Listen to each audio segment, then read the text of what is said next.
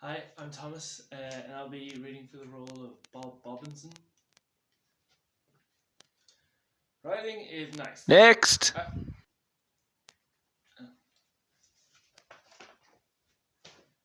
This video is called Pick Yourself, and it is heavily influenced and inspired by the inimitable Seth Godin. Hope you enjoy it. For this subsection, I just want to relay two statistics. DailyActor.com say that the statistics show that it takes between 150 and 200 auditions to book a job. CastingHire.ie say that casting directors have stated to receive as many as 1,200 applications for a single role. So legend has it that J.K. Rowling was turned down by 12 publishers before Harry Potter was finally given the green light. 12 publishers. 12 publishers turned down a career-defining success. It must dog their thoughts constantly. You know, to examine it a bit closer, these publishers probably hate losing out on money. They probably love making huge profits. They probably love picking the hits, right? And when they read Harry Potter, the first chapter, the sample preview that J.K. Rowling gave them, they didn't see a remarkable idea. They didn't see a billion-dollar franchise. They didn't even see a good idea. They thought it was a terrible idea. So they passed. They saw a dud, and they passed. Then another publisher reads it, takes a chance on J.K. Rowling, and now all of a sudden Harry Potter has become this culture-defining phenomenon, this billion-dollar franchise, makes them the first billionaire author. Huge, unbelievable success. So then, how could these 12 publishers have turned them down? How could they not see it? How could they have passed on this idea? It was the exact same chapter, it was the exact same words in the exact same order. How could this have happened? Because creativity is subjective. That just because the publisher doesn't like it doesn't mean that everyone's not going to like it. These publishers could only speak for themselves. They couldn't speak for everyone. The publisher can't definitively say to you that your novel is not going to be a hit in the same way that they can't guarantee you that it is going to be a hit, that it is going to sell millions. It's just one opinion. Another example is the book Shuggie Bain. Rejected by 44 publishers on both sides of the Atlantic. This book, with a track record like that, you must think like, God, it must be bad. If it's rejected by 44 publishers, it must be terrible. But then one publisher finally takes a chance on it, and it goes on to win the Booker Prize, a leading literary award that's been around for over 50 years. And you think, how could the 44 publishers not have seen the Booker Prize winning potential? What were they thinking? And, we have to assume that they are looking for award-winning material. They are looking for good material. They're not turning it down just for the sake of turning it down. They want success. They want books that will sell. But it's just their opinion. Creativity is subjective. Just because the publisher says no doesn't mean another one will.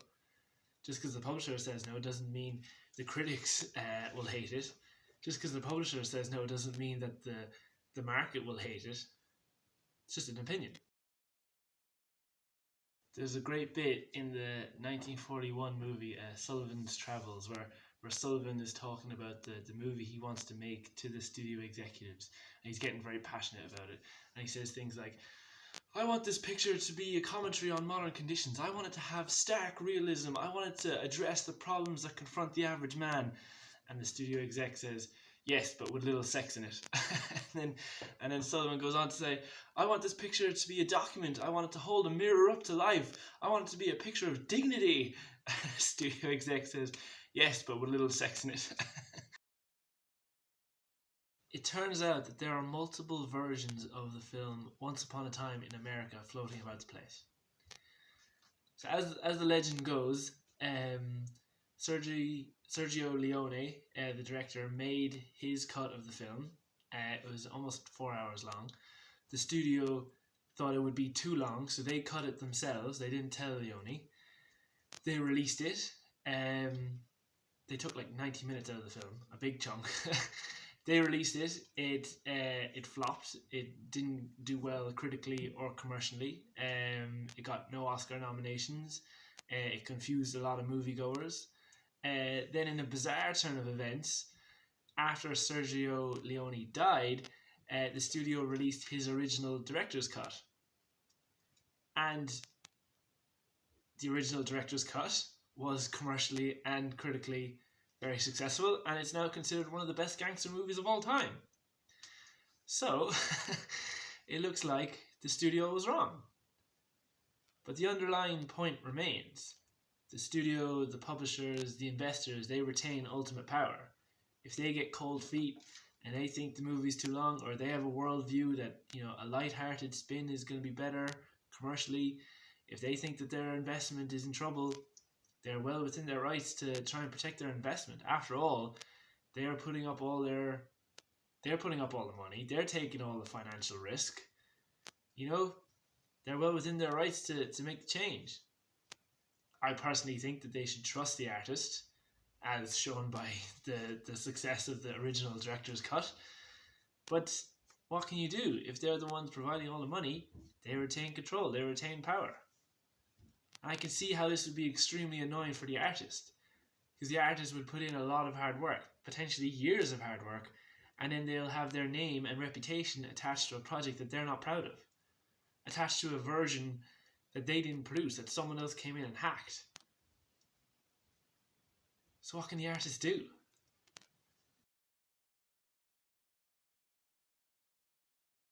We live in a very fortunate time. We have the internet as a platform to connect artists and audiences, and therefore we do not need the gatekeepers. We do not need the publishers to connect to our audience. We don't need a studio to give us funding in order for millions of people to see our short film. Examples of this include The Martian, the movie that had Matt Damon and Jessica Chastain in. That originally was an ebook. The writer, I think his name is Andy Weir, self-published the ebook, and he was giving it away for free on his own website. Then by popular demand, he put it onto the Kindle, and then it was getting so popular that he got a book deal. And then the book deal went so well, the book was so popular that they decided to make a film out of it. Another example, Zach Braff funded one of his movies through Kickstarter. Amanda Palmer also funded an album of hers through Kickstarter. YouTube pays per 1,000 views. TikTokers can earn up to $5,000 per month if they have over 1 million followers. There's websites like Patreon. In a nutshell, the internet provides a fantastic platform to connect with your audience, to cut out the publishers, the gatekeepers, the studios. You don't need to be as rejected as much as possible. You don't need to learn how to get better at the rejection. You don't need to compromise your best work. You don't need to give up power for money. You can connect with your audience straight away via the internet. Let's take acting as an example. If you were to go the traditional route, you would be like one of the stats I said earlier. Casting directors receive up to 1,200 for every single role. So that means that your one submission, is 0.08% of the total submissions. That you've bought a lottery ticket, basically. The flip side of that is that if you are creating the content yourself, if you are putting on the short film and you're going to be publishing it to YouTube, you are then on the other side of the table, and that you have the power to actually cast the crew. You get to pick who's in your movie, and you get to give yourself the best roles. You get to write what you think is the best kind of short movie.